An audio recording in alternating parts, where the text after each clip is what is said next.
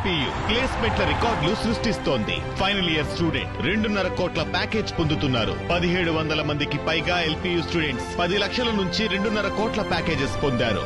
విద్యా విప్లవం ప్రారంభమైంది లవ్లీ ప్రొఫెషనల్ యూనివర్సిటీలో.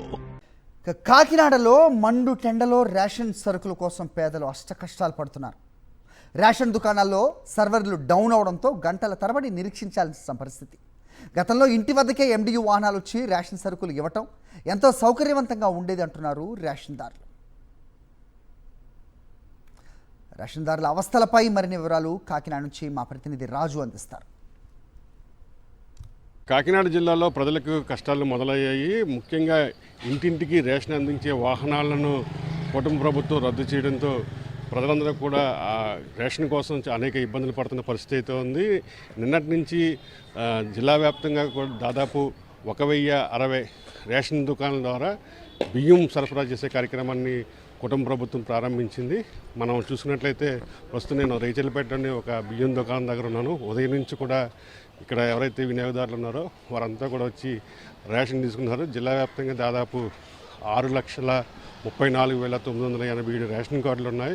వీరంతా కూడా పనులు మానుకుని వచ్చి రేషన్ తీసుకున్న పరిస్థితులు మనం ఇక్కడ చూసుకోవచ్చు. ఒకవైపు ఎండలు మండిపోతున్న పరిస్థితి అయితే ఉంది.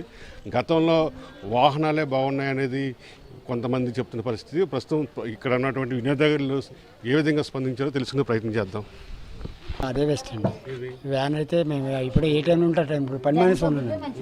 రోజుకి 900 రూపాయలు కూలిపోయి మళ్ళీ లైన్ కోసం నుంచి అది బెస్ట్ సార్. ఇంటింటికి వచ్చింది అయితే మాకు బాగుందండి. ఇలా తీసుకొని రావడం పొద్దున్న ఒక్కొక్కసారి ఉదయం వచ్చేసిందండి 9 గంటలకలా. ఇప్పుడండి ఒక అరగంట అయ్యింది. అంటే 3 కొట్లు తిరిగాము అక్కడక్కడ ఆన్లైన్ అని. ఇప్పుడు ఇక్కడ ఇచ్చారన్నమాట. ఖాళీగా ఉంది. గతంలో కూడా ఇంటికి వచ్చిన వాళ్ళు కొంచెం సేఫ్గా ఉంది. ఇటు రావడం వల్ల కొంచెం మాకు ఇబ్బందిగా ఉంది. 2 వీధులు దాటాక అది మోసుకొని వెళ్ళాలి. అది కొంచెం ఇబ్బందికరం. వ్యాన్ అయితే ఇంటికి వచ్చేది కాబట్టి కొంచెం మాకు బాగుండేది. అది ఇప్పుడు కొంచెం కష్టంగా ఉంది.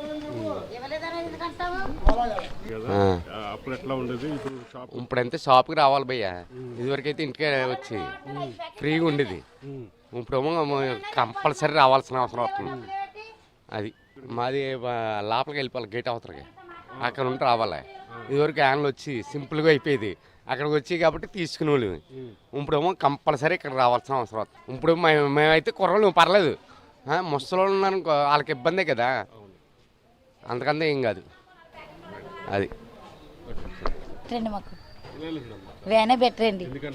ఎందుకంటే గబుకుని పనులకి వెళ్ళిపోతామండి. ఇక్కడ లైన్ కాయాలండి. స్కూల్ పిల్లలు బళ్ళకి వెళ్ళిపోతారు, పనులకి వెళ్ళిపోయి అలాంటి పొద్దున్న 7:30కి వెళ్తే సాయంకాలం 7:30కి వస్తామండి. మాకు అవదండి. ఆధార్ కార్డు ఉందని ఎక్కడైనా తెచ్చుకుంటాం ఆన్లైన్లో.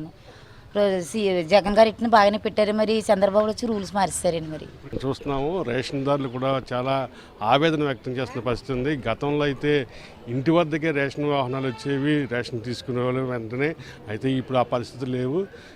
కిలోమీటర్ల దూరం రేషన్ షాపుల దగ్గరకు వచ్చి గంటల తరబడి ఇక్కడ నిరీక్షించాల్సిన పరిస్థితి. ఈ పోస్ట్ యంత్రాలు పనిచేయకపోతే మరికొంతసేపు అదనంగా నిరీక్షించాల్సిన పరిస్థితి అయితే ఉంది. ఒకవైపు ఎండలు మండుతున్నాయి.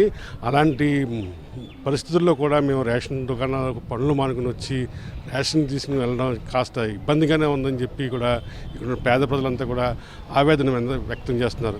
విడియలిస్ట్ వెంకటరామతో కలిసి కసపాయని రాజు, సాక్షి టీవీ, కాకినాడ నుంచి.